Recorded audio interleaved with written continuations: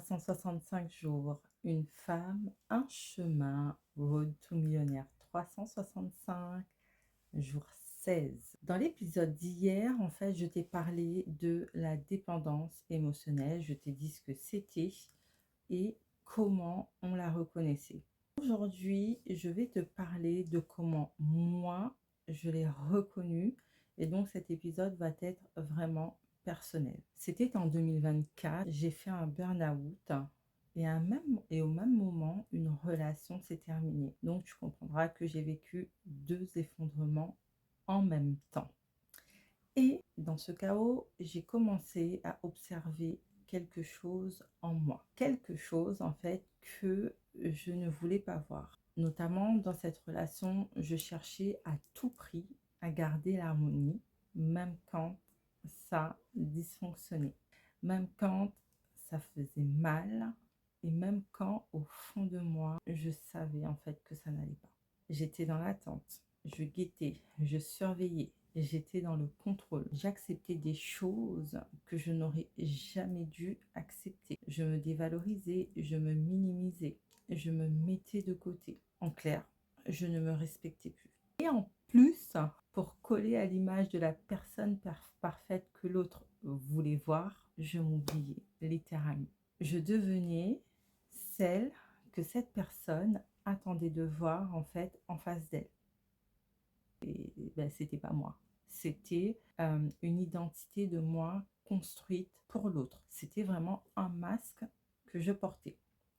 Et à force de faire ça, ben, j'ai perdu mon identité sans même m'en rendre compte parce que j'avais toujours fonctionné ainsi ben, depuis mon plus jeune âge. Et ce n'était pas seulement dans cette relation, c'était aussi au quotidien, avec les autres, dans toutes les sphères de ma vie. Toujours à m'adapter, toujours à m'effacer, toujours à disparaître un peu plus. Et ce qui est paradoxal en fait, c'est que j'ai toujours été une personne solitaire. J'ai toujours en fait cherché l'indépendance. Et pourtant, je voulais absolument garder certaines personnes dans ma vie, garder une harmonie en fait dans mes relations à tout prix. Et au travail, en fait, c'était pareil. Je n'avais pas le bon cadre, je me plaignais, je savais en fait que je n'étais pas à ma place, que ça voulait pas, enfin que ça fonctionnait pas, que ça collait pas. Et pour autant, en fait, je restais parce que j'étais en sécurité là-dedans. En fait, j'étais confortable dans des situations inconfortables. Et en creusant un peu plus, j'ai réalisé que c'était pas seulement les situations, mais c'était aussi les personnes. J'étais attachée en fait à certaines réactions. J'étais attachée à certains comportements, dont les miens. Même quand je savais que ce n'était pas sain pour moi. J'étais même attachée, tu vois, à certaines formations, à certains espaces en fait, qui ne me correspondaient pas et qui ne m'ont jamais vraiment correspondu, mais j'y croyais parce que c'était familier et que c'était tout simplement confortable pour moi. Tu comprendras que j'étais en déséquilibre dans pas mal de sphères de ma vie, que ce soit la sphère professionnelle, la sphère relationnelle, la sphère émotionnelle, en fait partout. Et un jour, en fait, je me suis posé une question. Pourquoi est-ce que je tolère que des choses me font mal? Juste pour garder une relation harmonieuse, même quand elle dysfonctionne? Mais c'est quoi? Pourquoi je fais ça? Et là, en fait, j'ai réalisé quelque chose, que c'était un schéma. Un schéma, en fait, que je portais depuis longtemps, que je portais depuis petite, parce que j'avais vécu, en fait, le rejet. Mais vraiment depuis toujours, hein. Et du coup, j'aimais, en fait, arrondir les angles. Et j'aimais faire ça dans toutes les sphères de ma vie. Et avec une majorité, en fait, de personnes que je côtoyais, même si j'avais un franc-parler. J'étais dévouée aux autres, dans l'attente des autres, dans le doute, dans le stress permanent. J'étais, j'aimais dire que j'étais instable émotionnellement. 38 ans, 38 ans à réagir comme ça, 38 ans à me mettre de côté. 38 ans à perdre mon identité au profit des autres.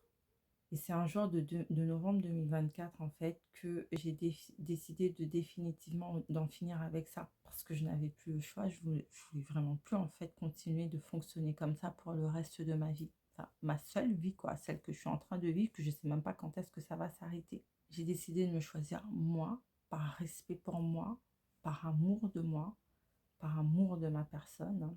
Et c'est comme ça, en fait, que j'ai recommencé à retrouver ma confiance en moi, à me reconnecter à moi, à me mettre en avant dans ma vie, quitte à perdre des personnes, quitte à perdre un cadre, euh, à perdre un environnement. En fait, c'était vraiment de changer mes habitudes. Et ce qui m'a surprise, en fait, c'est que en faisant ça, c'est que tout a changé autour de moi, à commencer par ma relation de couple, mes relations avec mes proches, mes amis, tout le monde autour de moi changer.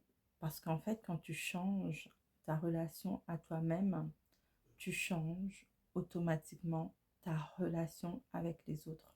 Et c'est là que tu vois que se choisir n'est pas un acte d'égoïsme, mais un acte de courage, d'amour, de reconnaissance envers soi et envers sa vie.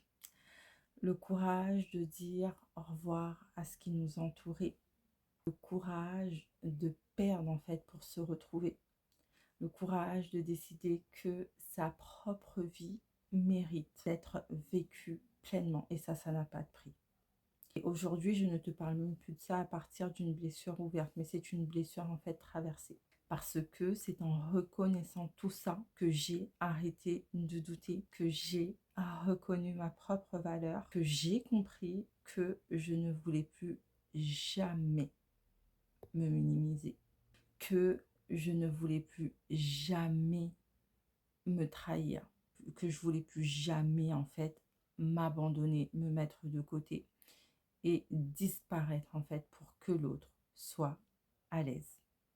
Si toi aussi tu te reconnais dans ce que je viens de dire, sache que ce n'est pas un défaut de caractère que tu as, ce n'est pas une faiblesse, en fait, c'est un schéma de fonctionnement. Et un schéma, ça se travaille. C'est exactement ce dont je vais te parler dans les prochains épisodes. Jour 16, Road to Millionnaire 365, le chemin continue.